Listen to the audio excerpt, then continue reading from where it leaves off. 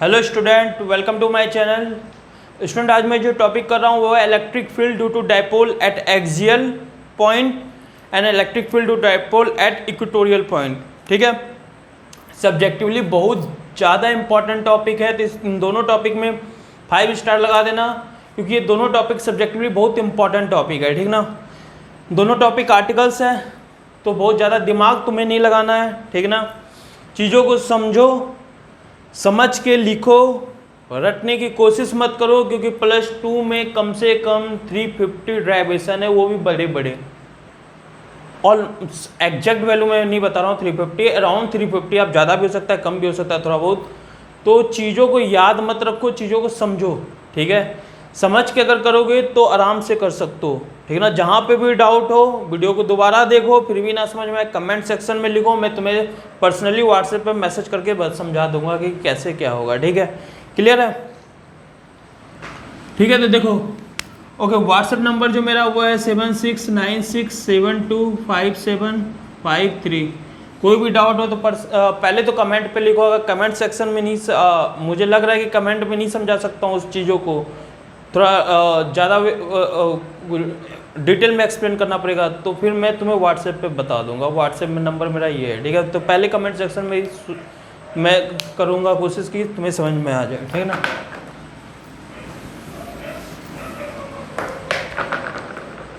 Okay, तो हम लोग एक्जियल सबसे पहले करते हैं, electric field due to dipole at axial.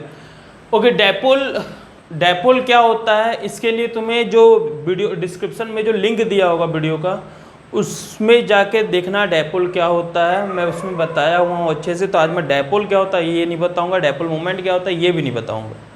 ठीक है, तो आज मैं बता रहा हूँ electric field due to dipole at axial and equatorial point. ठीक ना, तो डिस्क्रिप्शन में जो लिंक दिया हो उसे जरूर देखना, उसके बाद ये वीडियो समझ में आएगा। ठीक है ना, -q प्लस q। तो देखो, जब लिखोगे ना ड्राइवेशन में तो जरूर लिखना 2 way, consider a dipole of charge q and length 2 way. ठीक है, एक्सियल पॉइंट क्या होता है? एक्सियल पॉइंट जो इसके एक्सिस पे आता है, और एक्सिस क्या है इसका, ये इसका क्या है, एक्सिस। तो कहीं पे भी एक पॉइंट P है, कहीं पे भी एक पॉइंट P है जहां पे मेरे को इलेक्ट्रिक फील्ड निकालना है। तो पॉइंट P कहाँ पर है? इसके एक्सिस में, इसलिए इसको हम लोग एक्सियल बोलते हैं। पॉइंट P कहाँ है? इसके एक्सिस में, इसलिए हम लोग इसको क्या बोलते हैं? एक्सियल बोलते हैं। समझ में आया? तो मान लो ये पॉइंट P जो है, we have to find electric field at point P which is r distance from the center of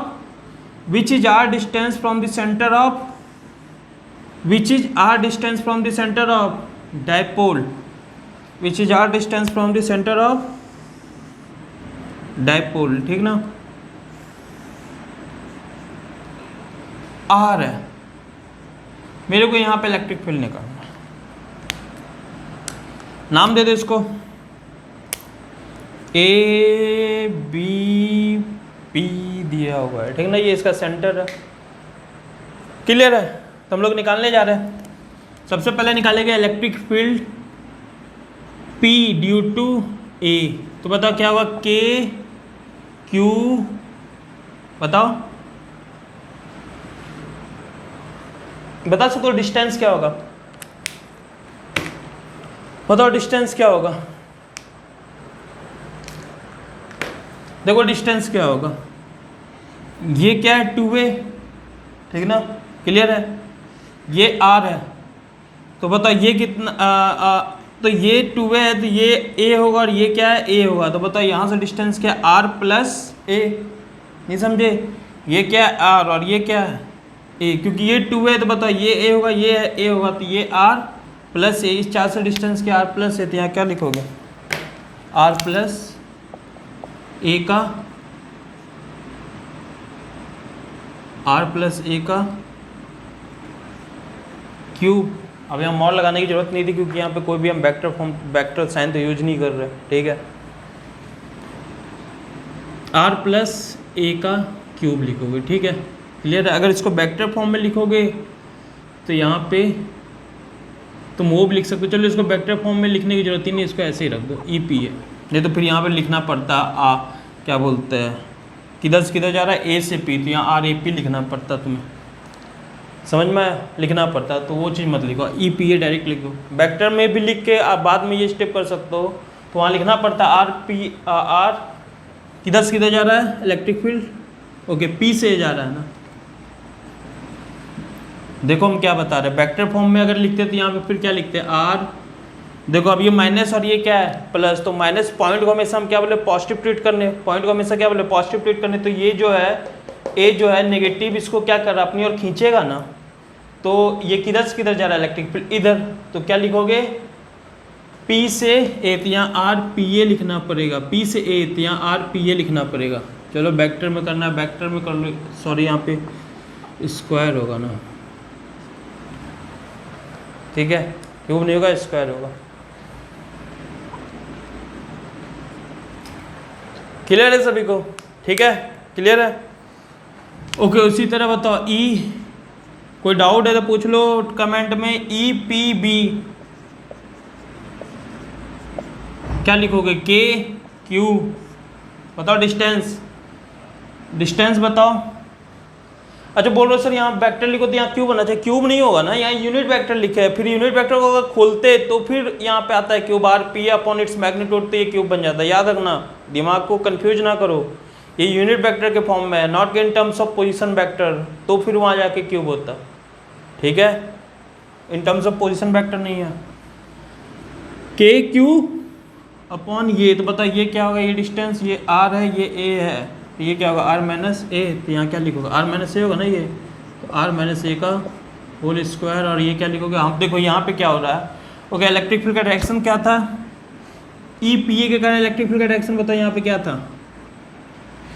क्योंकि पॉइंट पी को पॉजिटिव माने माइनस इसको क्या कर रहा है अपनी ओर खींच रहा है ना, खींच रहा है इधर है, तो ये क्या होगा ई पी ए। अब बताओ ये जो क्यू है इस पॉइंट को क्या कर रहा है, रिपेल कर रहा है ना, क्या कर रहा है रिपेल, क्योंकि प्लस है और पॉइंट को हमेशा प्लस में लेते हैं, तो ये इसको रिपेल कर रहा है, तो ये क्या हो जाएगा ई पी बी इधर, तो यहाँ पे क्या लिखोगे किधर से किधर जा रहा है, ये ई पी बी किधर से किधर जा रहा है उधर, तो डायरेक्शन बताओ किधर से किधर है, बी से पी या पी से बी, बी से पी है ना इसका डायरेक्शन ई पी बी का, यहाँ क्या लिखोगे बताओ क्या लिखोगे बी से पी है, ये एरो देखो ना इधर जा रहा है, तो एरो मतलब बी से पी है ना, और ये खींच रहा था तो हम क्या लिखे पी से, और उधर जा रहा है वो उधर जा रहा है, तो क्या लिखोगे बी से पी। डाउट हो तो पूछ लेना, ठीक है। यहाँ तक किसी को कोई डाउट? अब दोनों को क्या करना है, यहाँ पे सम करना है, दोनों को प्लस कर देते हैं। चलो हम लोग प्लस करते हैं, तो बताओ क्या बन जाएगा, इरेज कर दें, तो बताओ ई नेट क्या हो जाएगा, E net equal to E P A plus E P B. अब देखो क्या है ना, मेरे को पता है दोनों क्या है अपोजिट है, एक उधर और एक इधर है, तो 180 डिग्री है, 180 डिग्री में डायरेक्ट हम माइनस कर सकते हैं ना, विदाउट फॉर्मूला यूज किए, बताए थे 180 में डायरेक्ट माइनस कर सकते हो ना, बिना विदाउट फॉर्मूला यूज किए, यूज भी करोगे तो वही आंसर आएगा।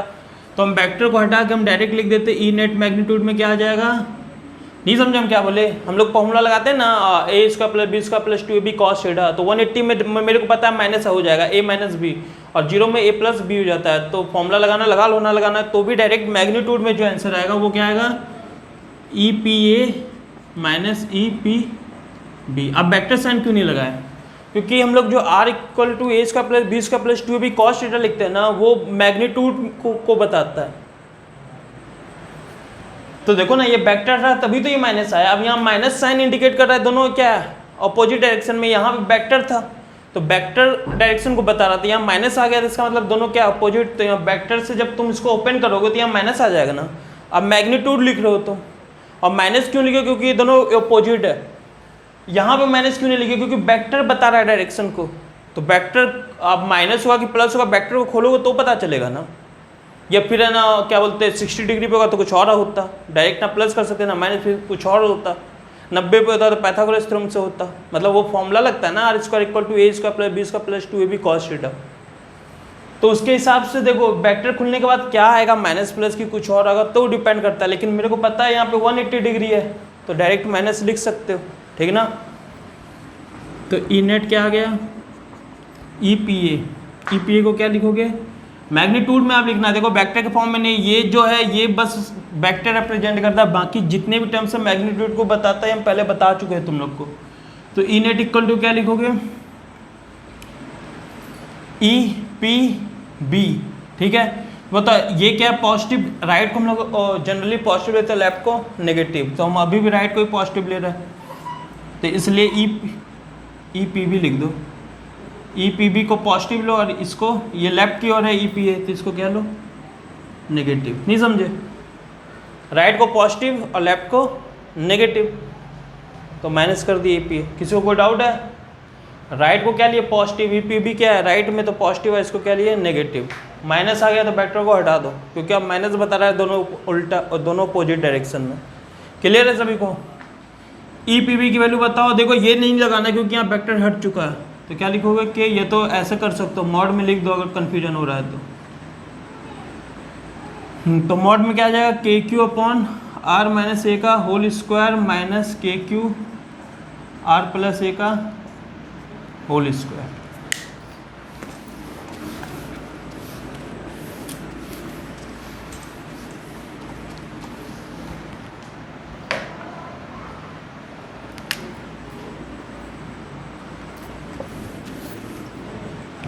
तो बताओ इनेट इक्वल टू क्या आ गया, के क्यू कॉमन लो, 1 माइनस आर माइनस ए का whole square minus 1 R plus A का होल स्क्वायर। तो इनेट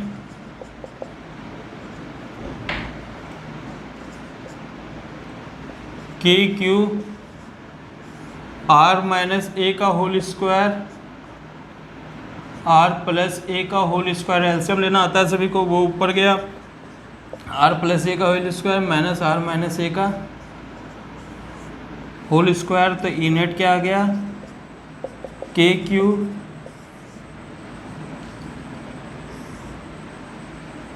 देखो इसको हम ऐसे लिख सकते हैं, R minus A R plus A. तो बताइए कि इसको ओपन कर दो, तो are square plus A square plus 2ar minus are square plus A square minus 2ar, ठीक है।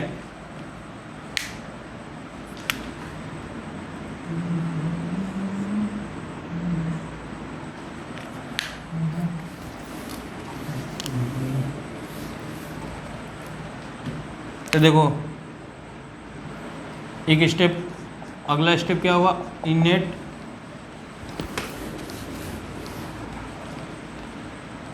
के क्यू, देखो ये अंदर जाएगा माइनस, ये भी माइनस हो जाएगा, ये प्लस हो जाएगा, तो प्लस माइनस कट गया, ये भी ये कट गया, देखो ना अंदर जाएगा माइनस आर स्क्वायर हो जाएगा ना, तो are square minus are square cut गया, ये भी माइनस ए स्क्वायर हो जाएगा, ये कट जाएगा, माइनस माइनस प्लस, तो ये दोनों प्लस हो जाएगा। तो एक स्टेप खुद से कर लेना, 4ar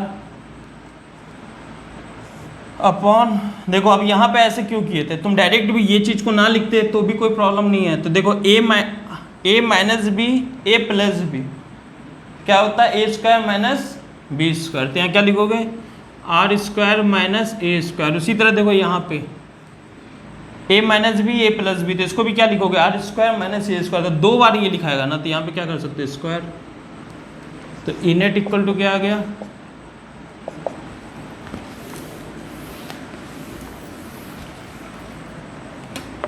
तो के 2 बाहर लो, बता रहे क्यों लिए 2 बाहर, तो यहाँ क्या बन जाएगा,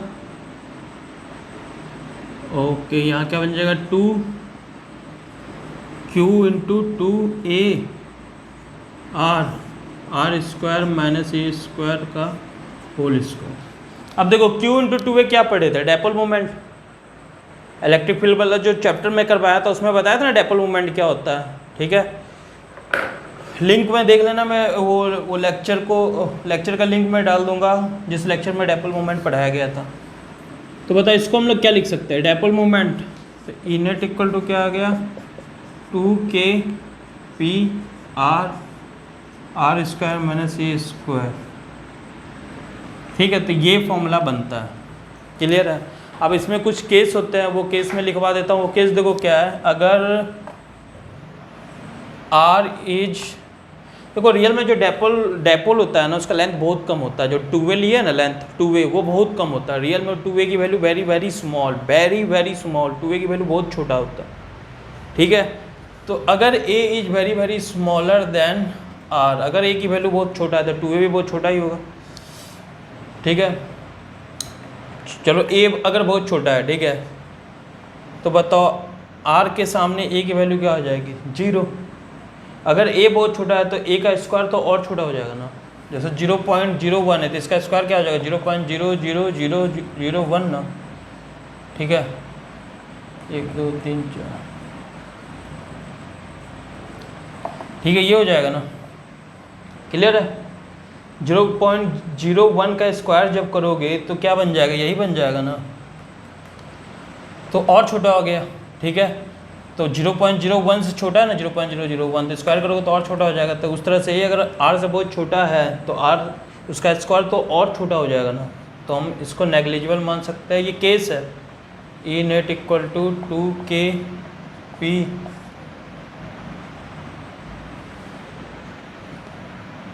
r पे पावर 4r, r से r गया तो ई नेट इक्वल टू क्या आ गया, 2kP r पे पावर q।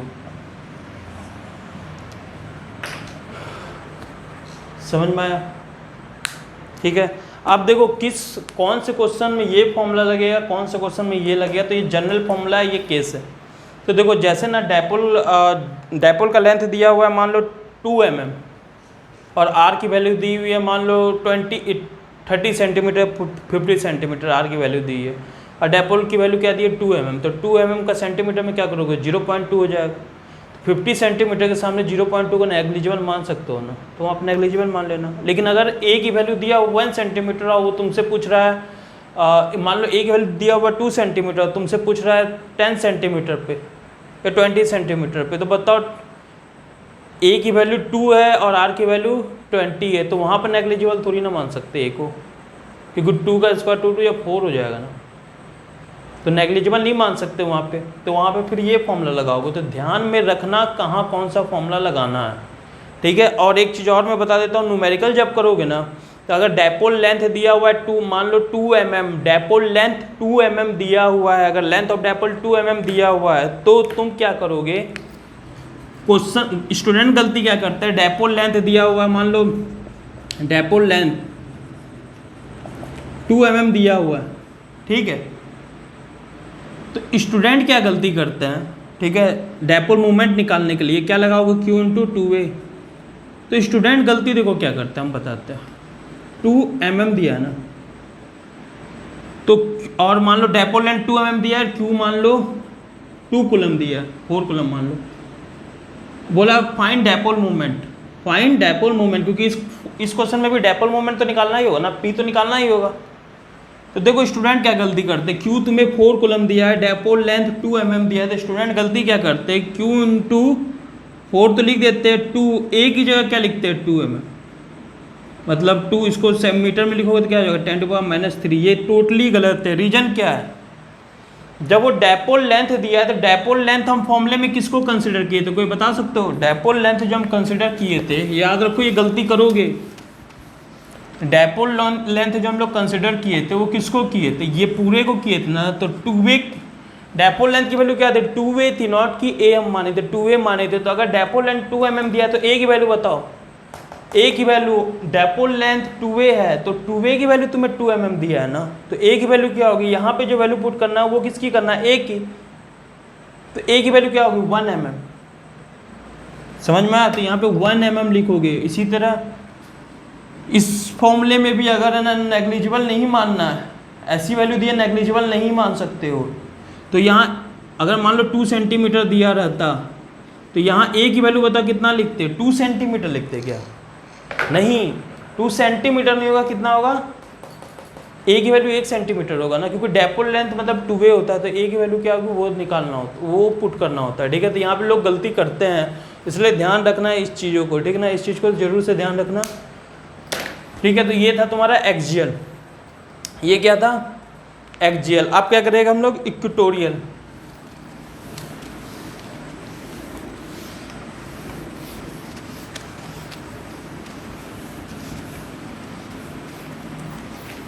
देखो इक्वेटोरियल में क्या है ना, इक्वेटोरियल का मतलब होता क्या है, इक्वेटोरियल का मतलब देखो क्या होता है, परपेंडिकुलर बाइसेक्टर। जैसे ये है, ठीक है, फिर से मान लो 2a मान लो, ठीक है 2a। परपेंडिकुलर बाइसेक्टर पे अगर कोई भी पॉइंट है तो उसको हम लोग क्या बोलते हैं, इक्वेटोरियल पॉइंट। परपेंडिकुलर बाइसेक्टर पे, बाइसेक्टर मतलब जो बीच से इसको इक्वल पार्ट में डिवाइड करेगा, परपेंडिकुलर लाइन मतलब परपेंडिकुलर होना चाहिए। तो बताओ कुछ ऐसा होगा ये। अब परपेंडिकुलर बाइसेक्टर पे कोई भी पॉइंट होगा, 2a क्यों मान रहे, a क्यों नहीं मान रहे, क्योंकि देखो सभी का डिस्टेंस हम सेंटर से r अगर ले रहे हैं तो आराम से r प्लस ए लिख सकते हो, नहीं तो r प्लस ए अपॉन 2 लिखना पड़ता है, तो फ्रैक्शन में आता बस इसी रीजन से और कुछ नहीं, ठीक ना। ओके देखो क्या है ना, परपेंडिकुलर बाइसेक्टर पे कोई भी पॉइंट होगा उसको इक्वेटोरियल पॉइंट बोलते हैं। परपेंडिकुलर बाइसेक्टर में तो कोई भी एक परपेंडिकुलर बाइसेक्टर पे पॉइंट P मान लो, हम यहाँ पे पॉइंट P मान लेते हैं, ठीक है, जहाँ पे हमें क्या निकालना है, इलेक्ट्रिक फील्ड निकालना है। परपेंडिकुलर बाइसेक्टर पे कोई भी पॉइंट को हम लोग क्या बोलते हैं, इक्वेटोरियल पॉइंट, जहाँ पे मेरे को इलेक्ट्रिक फील्ड निकालना है। तो फिर से consider a dipole of length 2a and charge q।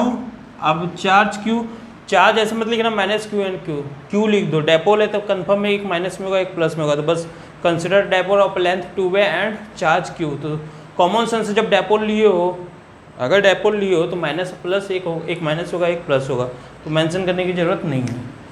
हाँ, at point P we have to find electric field which is r distance from the centre of, which is r distance from the centre of dipole, ठीक है, r distance from the centre of dipole, ठीक है। a और इसको b मानो, तो चलो start करते हैं। बताओ a जो है पॉइंट P पे किधर फोर्स लगा रहा है, पॉइंट P ये नेगेटिव है तो नेगेटिव को पकड़ लो, ये P को किधर खींचेगा, P को हमेशा क्या मानना है, पॉजिटिव। तो बताओ ये जो है इसको क्या करेगा, अपनी ओर खींचेगा। तो डायरेक्शन बता सकते हो किधर होगा, डायरेक्शन बता सकते हो किधर होगा, बताओ किधर होगा, ये इसको खींच रहा है ना अपनी ओर, तो डायरेक्शन किधर होगा, इधर की ओर। ये खींच रहा है तो क्या लिखोगे, F on P due, sorry E लिख रहा है ना, point P due to A, इधर की ओर है, ठीक है, क्लियर है। B बताओ ये पॉजिटिव है, तो B का भी चार्ज पॉजिटिव है तो इसको रिपेल करेगा ना, तो रिपेल करेगा, तो बताओ डायरेक्शन किधर होगा,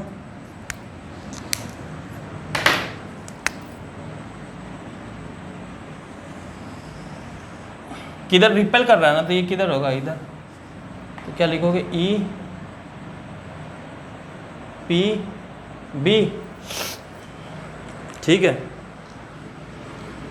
ये मान लो थीटा है, सपोज कर लो कि ये यहाँ से थीटा बना रहा है, मेंशन कर देना कि वो थीटा बना रहा है। तो बताओ यहाँ पे मेरे को एक्स एक्सिस और वाई एक्सिस में इन दोनों इलेक्ट्रिक फील्ड को रिजॉल्व करना है।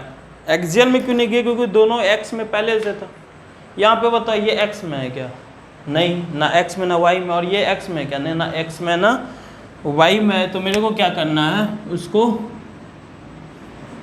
ई पी बी, एक्स और वाई में क्या करना है, रिजॉल्व करना है। तो बताओ कैसे करोगे, ई पी ए को कैसे करोगे, बताओ। ये अगर थीटा है तो ये भी थीटा होगा, हाँ थीटा होगा, ये थीटा तो ये भी थीटा होगा।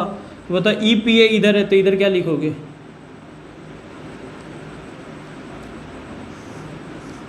ई पी ए कॉस थीटा, और नीचे क्या लिखोगे, देखो एक इधर तो एक इधर ही जाएगा ना, ई पी ए साइन थीटा। बताओ क्लियर है, ठीक है। अब बताओ इसी तरह ई P A cos theta, E P A sine theta, उसी तरह ई पी बी। बताओ अगर ये थीटा है तो ये भी थीटा ही होगा ना, होगा। तो बताओ ई पी बी को एक इधर रिजॉल्व करोगे और एक इधर होगा, तो ये क्या बन जाएगा, E P B sine theta, और इधर क्या हो जाएगा, E P B cos theta. समझे? अच्छा तुम लोग ये सोच रहे हो सर इसको रिजॉल्व एक इधर और एक नीचे क्यों नहीं किए? जब रिजॉल्व करोगे तो जिसको रिजॉल्व करते हो दोनों कंपोनेंट के बीच में आना चाहिए। देखो ई पी बी है, एक इधर होगा तभी तो इन दोनों के बीच में आएगा।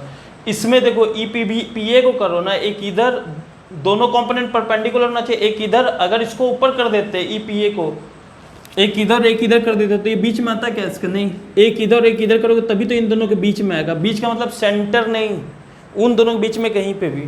तो इसको ऐसे किया, इसको ऐसे किया। समझ में आ गया? तो देखो एक बात बताओ, मैग्नीट्यूड में देखना, मैग्नीट्यूड में ई पी ए जो है इक्वल है किसके? ई पी बी के। बताओ सही जा रहे हैं? हाँ बताओ क्यों? बताओ क्यों? क्योंकि दोनों का डिस्टेंस भी सेम है, दोनों का डिस्टेंस भी सेम है और दोनों का चार्ज भी सेम है। तो मैग्नीट्यूड में अगर इक्वल है, थीटा भी दोनों का इक्वल है, तो बताओ E P B sine theta, E P A sine theta को क्या कर दिया? Cancel out. तो वाई में तो कुछ बचा ही नहीं ना, वाई में कुछ बचा ही नहीं, वाई में कुछ बचा ही नहीं। तो करना किधर है? एक्स में बच जाना है। मेरे को बस एक्स में निकालना है इलेक्ट्रिक फील्ड। तो बताओ एक्स में जो इलेक्ट्रिक फील्ड है, एक्स में जो इलेक्ट्रिक फील्ड है, तो बताओ एक्स में इलेक्ट्रिक फील्ड क्योंकि कैंसिल आउट कर दिया तो बस एक्स में बचा। तो एक्स में क्या है? E P A cos theta, erase कर देते नहीं तो थोड़ा छोटा लिखना पड़ जाएगा। E P A cos theta plus E P B cos theta. तो इक्वल टू क्या आ गया? बताओ E P A cos theta, E P B दोनों मैग्नीट्यूड में इक्वल है, ई पी ए भी और ई पी बी। तो हम दोनों को ये लिख सकते हैं, कॉस थीटा सेम है, तो 2 ई पी ए कॉस थीटा। तो ई इक्वल टू क्या आ गया? 2 इंटू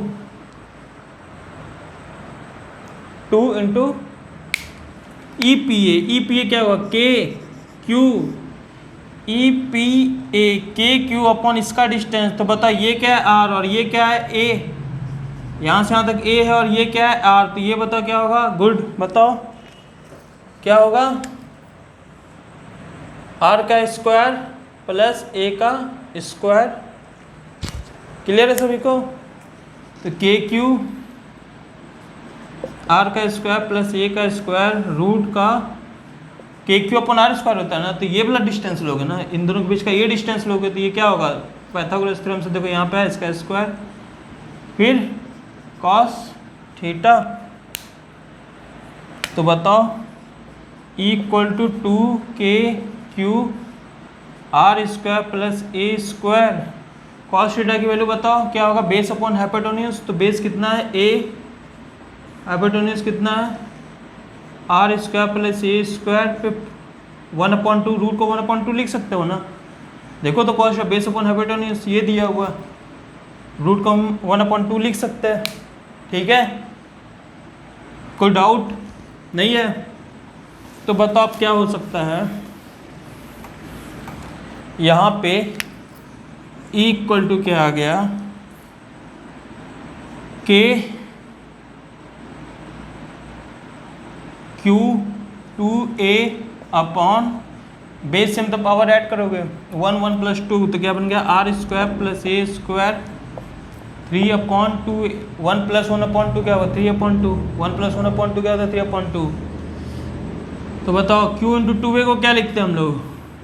Q इंटू 2a को क्या लिखते हैं?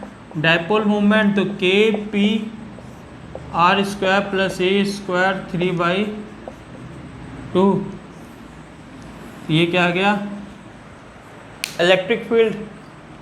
ये क्या आ गया? Electric field. तो बताओ ये तो बन गया, हो गया कंप्लीट। स्पेशल केस ए अगर बहुत छोटा है आर से तो E इक्वल टू क्या आ जाएगा? के पी, ए को 0 मानो तो क्या बन गया आर स्क्वायर इंटू 3/2, 2 से 2 गया तो इक्वल टू क्या आ गया के पी आर क्यूब। ठीक है,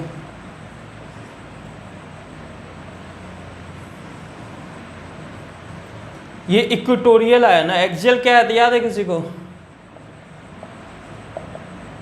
आया था एक्सियल इक्वल टू के 2p/r³ आया था। तो क्वेश्चन में पूछ सकता है कि बताओ दोनों का रेशियो क्या होगा, तो एक्सियल अपॉन इक्वेटोरियल का रेशियो क्या था 2:1, देख लो kp/r³, 2kp kp/r³, तो 2:1 होगा। क्लियर है? Electric field due to dipole, electric field due to dipole किस पे डिपेंड करता है? इन्वर्सली प्रोपोर्शनल टू r³ होगा, इस पे वो कंडीशन बता देना। और electric field due to point charge inversely proportional to r² होता है। और electric field due to dipole, if dipole is very very small then inversely proportional to r³ होता है। तो याद रखना, अगर पूछा जाए कि डायपोल r का प्रोपोर्शनलिटी क्या है, मैच द कॉलम में ऑब्जेक्टिव क्वेश्चन भी आ सकता है। तो देखो, अगर पॉइंट चार्ज के लिए पूछेगा तो is inversely proportional to r² होता है। और अगर वेरी वेरी स्मॉल डायपोल के लिए पूछेगा तो is inversely proportional to r³ होता है। वहाँ r² होता है इन्वर्सली प्रोपोर्शनल टू, यहाँ इन्वर्सली प्रोपोर्शनल टू r³ होता है। इलेक्ट्रिक फील्ड का डायरेक्शन किधर से किधर होता है? पॉजिटिव से नेगेटिव। और डायपोल मूवमेंट का डायरेक्शन क्या होता है? Negative to positive. ये दिमाग में रखना जो लास्ट में लाइन बोले हुए, ठीक है? 1 मार्क्स 2 मार्क्स क्वेश्चन में आ सकता है। ठीक है, 2:1 होता है एक्सियल अपॉन इक्वेटोरियल का, ये भी हम प्रूव करवा दिए, देख लो डिवाइड करके। ठीक है, तो आज का लेक्चर अगर आपको अच्छा लगा हो तो कमेंट में कुछ कॉम्प्लीमेंट कर दो पॉजिटिव, और लाइक करो चैनल को। अगर ख़राब लगा हो तो लाइक करो वीडियो को, अगर ख़राब लगा हो तो डिसलाइक करो वीडियो को। और अपने फ्रेंड को भी वीडियो शेयर कर दो, जिससे कि जो उनको भी इस टाइम हेल्प मिल पाए, क्योंकि इस टाइम कोई भी स्कूल नहीं जा पा रहे ड्यू टू कोरोना, तो उनको भी हेल्प मिल जाएगा। ठीक ना? तो समाज सेवा भी कर सकते हो। ठीक है, कोई डाउट हो तो कमेंट में पूछ लेना। तब तक के लिए आप नेक्स्ट वीडियो में मिलेंगे, तब तक के लिए बाय बाय।